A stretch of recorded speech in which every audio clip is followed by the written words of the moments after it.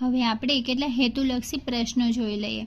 વ્યક્તિ અને રાષ્ટ્રના વિકાસમાં પાયામાં શું મહત્વનું છે? પાયામાં મહત્વનું છે કેળવણી. ભણતર શબ્દ કેળવણીના કયા અર્થમાં વપરાય છે? ભણતર શબ્દ કેળવણીના એક સંકુચિત અર્થમાં વપરાય છે. કયા શિક્ષણ શાસ્ત્રીએ દુનિયામાં પહેલી વહેલી શાળાની સ્થાપનાને શિક્ષણ જગતની પ્રથમ ક્રાંતિ ગણી છે? તો એમાં આવશે એરિક એરિબ. કેળવણીના અર્થમાં કેળવણી એટલે જ માનવ અને માનવ સમાજનું નિર્માણ શબ્દો કોણે ઉચ્ચાર્યા છે? તો કે ડૉક્ટર રાધાકૃષ્ણએ ઉચ્ચાર્યા છે. રાધાકૃષ્ણ મેં શું કીધું છે?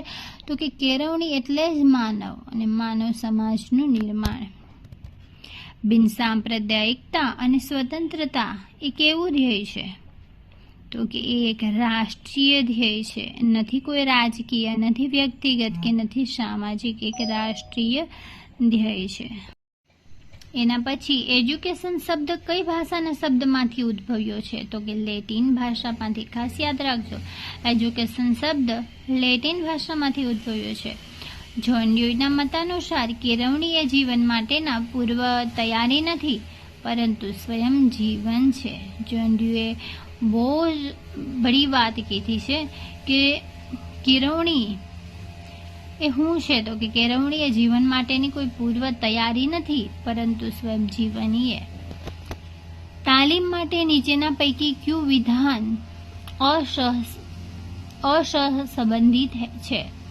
તો કે ચોક્કસ સંસ્થા દ્વારા નિશ્ચિત સમયે અપાય, નિશ્ચિત સમય કે અભ્યાસક્રમ હોતા નથી, જે તે વિષયના નિષ્ણાંત પ્રશિક્ષક આપે છે, કોઈ ચોક્કસ કૌશલ્યના વિકાસ માટે અપાય છે. દેખો, તાલીમ સાથે નીચેના પૈકી કયું વિધાન અસહસંબંધિત છે? તાલીમ સાથે પૂછ્યું છે કે નિશ્ચિત સમય કે અભ્યાસક્રમ હોતા નથી. જો એને સહસંબંધિત બતાવ્યું હોય તો એના સિવાયના ત્રણેય છે. ચોક્કસ સંસ્થા દ્વારા નિશ્ચિત સમય અપાય છે તાલીમ, જે તે વિષયના નિષ્ણાંત પ્રશિક્ષક આપે છે કે કોઈ ચોક્કસ કૌશલ્યના વિકાસ માટે અપાય છે. પણ આમાં કીધું છે કે અસહસંબંધિત, કે જેને સાથે સંબંધ નથી. સંકલ્પના એટલે શું? સંકલ્પના એટલે શું થાય? તો કે વિચાર અને ખ્યાલ. વર્તમાન સમયમાં શાળા કોલેજમાં અપાતા શિક્ષણનો પ્રકાર કયો છે? તો કે ઔપચારિક. વર્તમાન સમયમાં ભણતર શબ્દનો સામાન્ય અર્થ શું થાય? વાંચન, લેખન અને ગણન. માણસ એક જ એવું પ્રાણી છે કે જેને કેળવી શકાય. આ વિધાનના પ્રણેતા કોણ છે? મનુભાઈ પંચોળી. મનુભાઈ પંચોળી કહે છે કે માનવ એક જ એવું પ્રાણી છે જેને આપણે કેળવી શકાય.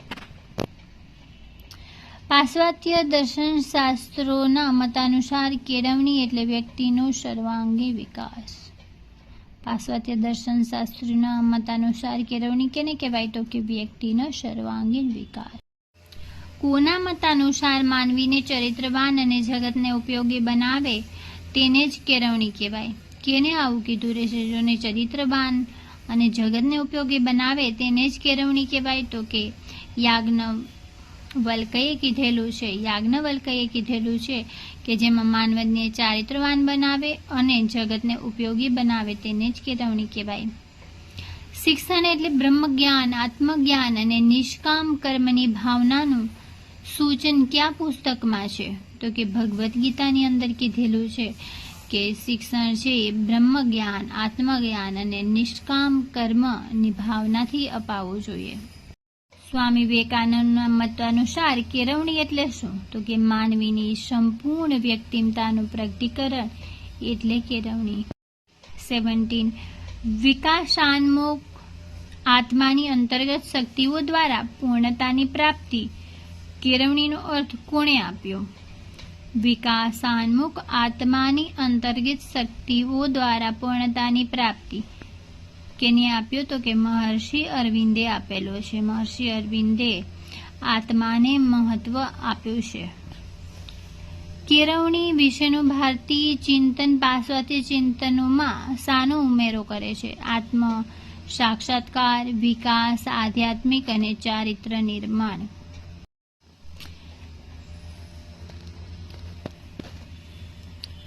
शिक्षक कभी साधारण नहीं होता, प्रलय और निर्माण उसकी गोद में पलते हैं. આ વિધાન કેને કહેલું છે?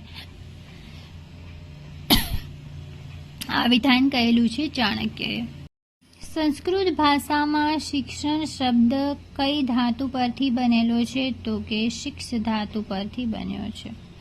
સંસ્કૃત ભાષામાં શિક્ષ શબ્દ પરથી બનેલો છે.